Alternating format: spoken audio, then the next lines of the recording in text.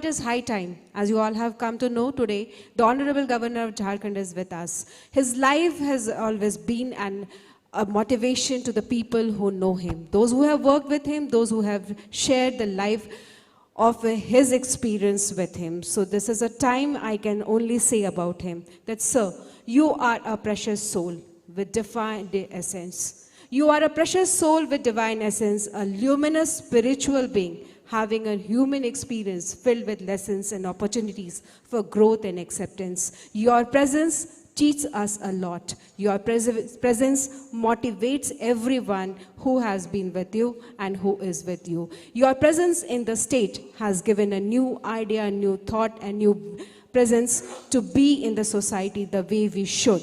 Your ideas and thoughts have motivated the people to live a better life and to raise the bar of the social living. So now we are waiting desperately for the guidelines, for the motivation and the precious words from our Honorable Governor of Jharkhand, Shri Ramesh Basji. Sir, please.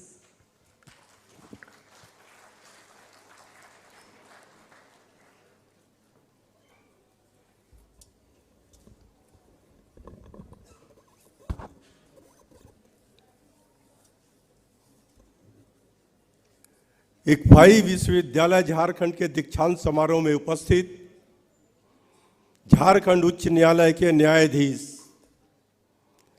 Shri are Mukhopadhyay ji, ICFAI विश्वविद्यालय झारखंड के chancellor doctor TK. Rao ji, कुलपति professor O.R.S. Rao ji, कुल सचिव professor Arvind Kumar ji, उपस्थित शिक्षाविद, उपाधि ग्रहण करने वाले विद्यार्थीगण एवं उनके अभिभावक, देवियों व सज्जनों, प्रेस व मीडिया के साथियों, जोहार, नमस्कार।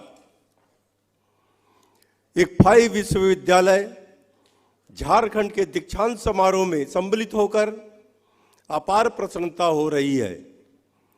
मैं उपाधि ग्रहण करने वाले सभी विद्यार्थियों, उनके अभिभावकों और शिक्षकों को हार्दिक बधाई एवं शुभकामनाएं देता हूं। आपकी इस उपलब्धि में आपके माता पिता और शिक्षकों का अमूल्य योगदान है। आज देश के प्रथम राष्ट्रपति देश रत्न डॉक्टर राजेंद्र प्रसाद जी की जयंती भी है।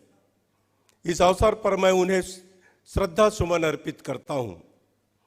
महान देशभक्त डॉक्टर राजेंद्र प्रसाद विद्वता, नम्रता एवं सादगी की प्रतिमूर्ति थे। मैं चाहता हूं कि आप विद्यार्थी देश रत्न के आदर्शों को अपने जीवन में आत्मसात करें और विषम परिस्थिति में सफलता हासिल करें।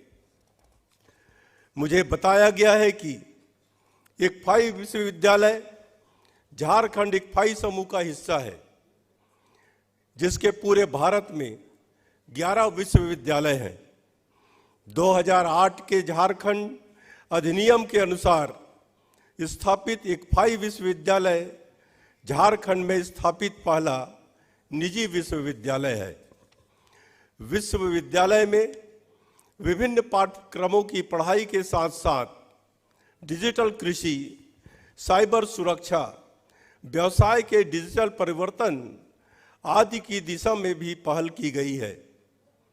यह खुशी की बात है कि स्थानीय छात्र छात्राओं को उच्च शिक्षा प्राप्त करने एवं प्रोत्साहित करने के लिए विश्वविद्यालय द्वारा राज्य के विद्यार्थियों को शुल्क में छूट दी जाती है, जिसकी वजह से 2021-22 के दौरान लगभग 77% विद्यार्थी इससे लाभान्वित हुए।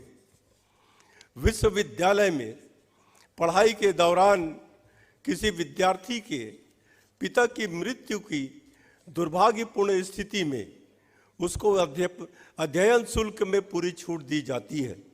यह एक सराहनीय पहल है। विश्वविद्यालय को इस पहल के लिए मैं बधाई देता हूं।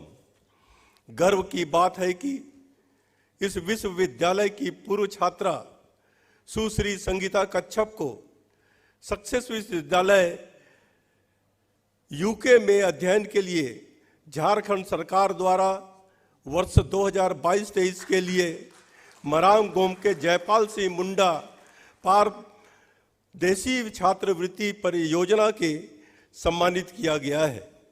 मैं इस विश्वविद्यालय के दीक्षांत समारोह में पिछले वर्ष भी आ चुका हूं।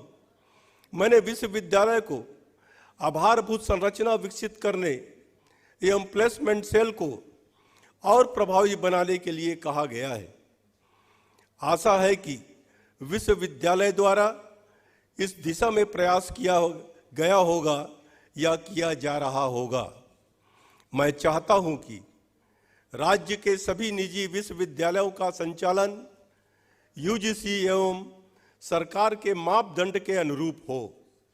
यहाँ के विश्वविद्यालयों में बेहतर इंफ्रास्ट्रक्चर सुलभ हो तथा कक्षाएं नियमित हो तथा विश्वविद्यालय विद्यार्थियों को गुणात्मक शिक्षा प्रदान करने की दिशा में आप लोग प्रतिबद्ध होकर कार्य करते हुए अन्य राज्यों के विश्वविद्यालयों के लिए आदर्श बने। आप लोगों को शोध का स्तर बेहतर करने की दिशा में गंभीरतापूर्वक ध्यान देने की जरूरत है और साथ ही राष्ट्रीय शिक्षा नीति 2020 को अंगीकृत करने की दिशा में गहनतापूर्वक विचार करें। मैं आज सभी उपाधि ग्रहण करने वाले विद्यार्थियों से कहना चाहूँगा कि केवल उपाधि लेना ही आपके जीवन का असली मकसद नहीं होना चाहिए। सही दृष्टि में सही राह की चयन करना और समय की कीमत को समझना भी जरूरी है। आपको अपने भावी जीवन के कर्म क्षेत्र में प्रवेश कर अपनी दक्षता एवं परिश्रम से अपनी पहचान स्थापित करने के साथ साथ सामाजिक जिम्मेदारियां भी निभाना है।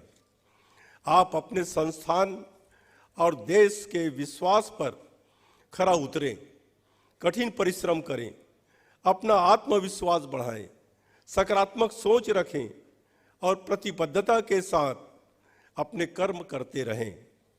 आप जिस किसी भी क्षेत्र में कार्य करें उसमें उत्कृष्टता अर्जित करने का प्रयास करें, जिससे सिर्फ आपका विश्वविद्यालय ही नहीं बल्कि पूरा राज्य और राष्ट्र को आप पर गर्व हो। आपको आपकी मंजिल मिले, आपके सपने साकार हो, आप अपने जीवन के हर कदम पर कामयाबी हासिल करें। मेरा आशीर्वाद और शुभकामनाएं सदा आपके साथ है। अभी हिंदी के बारे में भी काफ़ी कहा गया और मैं राव साहब को धन्यवाद देना चाहूँगा कि उन्होंने पूरा वक्तव्य उन्होंने हिंदी में दिया। आप लोग अगर कोई विदेश गए होंगे, कोई कॉन्फ्रेंस में, कोई कार्यक्रम में, घूमने के अलावा अगर कोई कार्यक्रम में गए होंगे तो आप देखेंगे कि विदेश में कोई भी जब जाता है, जब मैं मंत्री था मुझे कई बार विदेश जाने का मौका मिला, कुछ कई कार्यक्रम में भाग लेने का मौका मिला। मीटिंग के पहले अगर हम किसी दूसरे देश के व्यक्तियों से बात करते हैं तो वो अंग्रेजी में बात करते हैं, लेकिन जब कार्यक्रम चालू होता है तो हर कोई अपनी देश की मातृभाषा में बात करता है। मैं लंबे समय तक मैंने राजभाषा समिति में मैंने काम किया, पार्लियामेंट में। हमारा संविधान भी कहता है कि जब संविधान बना तो वहां के जो विद्वान बैठे थे जिन्होंने संविधान बनाया, उन्होंने कुछ सोच समझ कर कोई जितने भी संविधान में कानून बनाए, और उस समय कानून में यह कहा गया है कि हमारा देश का राष्ट्रभाषा हिंदी होगी, माध्यम अंग्रेजी होगा। 10 साल में धीरे धीरे अंग्रेजी को समाप्त कर हिंदी को पूरे देश में स्थापित किया जाएगा। आज देश स्वतंत्र हुए 75 साल हो गए कि हम कहां पर खड़े हैं इसकी आंकलन करना चाहिए। दुनिया में ऐसा कोई देश नहीं होगा जो अपनी राष्ट्रभाषा को बचाने के लिए कोई कमेटी राष्ट्रपति के द्वारा बनाया गया हो। सिर्फ हमारा देश है जो हिंदी को बचाने के लिए एक समिति, राजभाषा समिति बनाई गई है। और हमें तो लगता है कि कोई अगर फर्राटेदार अंग्रेजी बोलता है तो हम समझते हैं कि वो बहुत बुद्धिमान है। अगर कोई हिंदी बोलता है तो सोचते हैं कि ये गंवार है। ये हमारे अंदर जो भावना है। मैं तो कई बार कई बातें करते रहता हूं, जैसा हम डोमेस्टिक फ्लाइट में हम सफर करते हैं, अंग्रेजी में बोलते हैं। मैंने जब कमेटी में था तो मैंने इस बात पर आपत्ति किया था कि डोमेस्टिक फ्लाइट में सब भारतवासी बैठे रहते हैं, वहां पर अंग्रेजी बोलने की क्या जरूरत है। आप इंटरनेशनल फ्लाइट में आप अंग्रेजी में अनाउंस करिए। लेकिन आज कोई भी देश में, देश की जो भी भाषा हो, अपने आप में पूर्ण नहीं है। वो कोई न कोई देश का शब्द वो लेकर अपनी भाषा बनाए हैं। और मैं तो मजाक में कभी कभी कहता हूं कि हमारे देश में न हिंदी है न अंग्रेजी है, यहां पर इंग्लिश शब्द भाषा चल रही है। अगर किसी को हिंदी बोलने की बात करेंगे, वो पूर्ण रूप से हिंदी नहीं बोल सकता। किसी को अंग्रेजी में बात करने बोले तो वो पूर्ण रूप से अंग्रेजी भी बात नहीं कर सकता।